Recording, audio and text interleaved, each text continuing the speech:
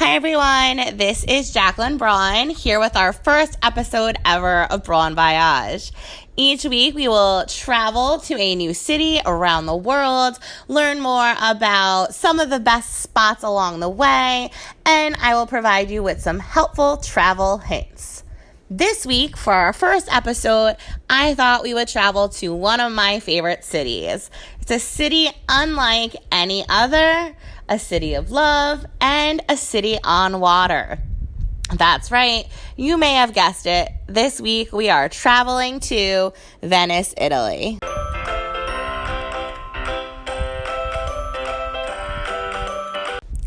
Pro tip number 1, the month you travel in matters. I have been fortunate enough to go in both the summer and winter months. I personally am a sun lover. Being a teacher, I tend to spend most of my summer traveling, but when it comes to Venice, I will always recommend going in the winter months. The summers in Italy are just crazy crowded with tourists. There's people everywhere, and I think it takes a little bit of the beauty away. So given the option, I would totally try and stay away from those summer months so there will be less people and more time for you. Regardless of when you decide to go to Venice, make sure you look into the Fast Pass.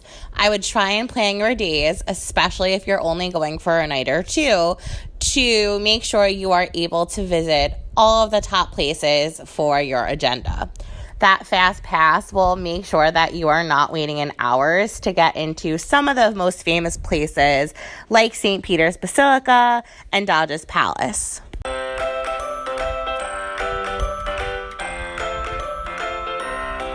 Now, what would a trip to Venice be without taking a gondola?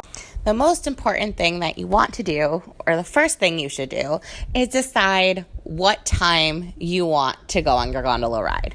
So there will be 2 prices, one for the morning, afternoon time, and then one for the late evening. Your prices will be more expensive in the evening than they will in the daytime. Now, there's been a big debate if gondola rides are worth the money. I vote that they are. Especially if you've never been to Venice, going on a gondola is like no other experience you will ever have. It is magical, and I definitely think it's part of that Venice experience. So I would make sure before you go, budget for that. You can learn a little more about the prices online. When you get to Venice, I would start scoping out some of the gondola spots. You will see gondolas everywhere. It's important to try and find a place where there's not as many tourist attractions. The last time that we went, it kind of looked like a Disney ride where there was just one gondola after another. So we found this local grocery store, and right around the corner was a gondolier stop. He was the only one there, and we basically had a private canal all to ourselves, which made the trip that much more special. So I would definitely try and stay away from the crowded areas, scope out the area around, take note, and if you are going during the day, I would recommend going first thing in the morning when there aren't as many tourists out. Now, what would a vacation be without talking about food? Italy has some of the best food in the world. The best pasta, the best pizza. But when you go to Venice, you need to get the seafood. They have amazing fish that is absolutely delicious. Some of the best I've ever tasted. Now, when it comes to restaurants in Venice, it's also important to do your research. There are many bars that are famous, such as Harry's Bar, which is known for its Bellinis, a famous drink in Venice. However, you might enjoy getting lost in the cobblestone streets and finding a mom and pop shop. We were fortunate enough to do this on our last trip, and it was truly some of the best food we ever had.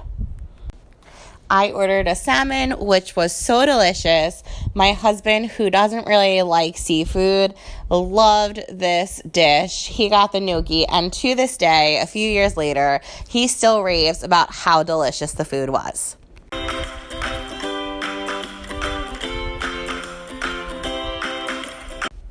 Now, there's a lot to see and do in Venice, but if you're looking for a fun day trip, traveling to Murano Island is a great time. There, you will get to see people blowing glass. It is a super quick trip. All you need to do is take the ferry, and you'll be there in no time. Regardless of when you decide to visit Venice, you will have an amazing experience. Just remember these few rules. 1, do not go swimming in the canals. Not only is the water said to be disgusting, but you could also face a major fine. 2, majority of the roads are cobblestone, so make sure that you have comfortable shoes. Ladies, you can leave those high heels at home. And tip number 3, don't be afraid to get lost on those canal streets. Enjoy every minute of your trip. We'll see you next week for episode 2 of Bon Voyage when we travel to Rome.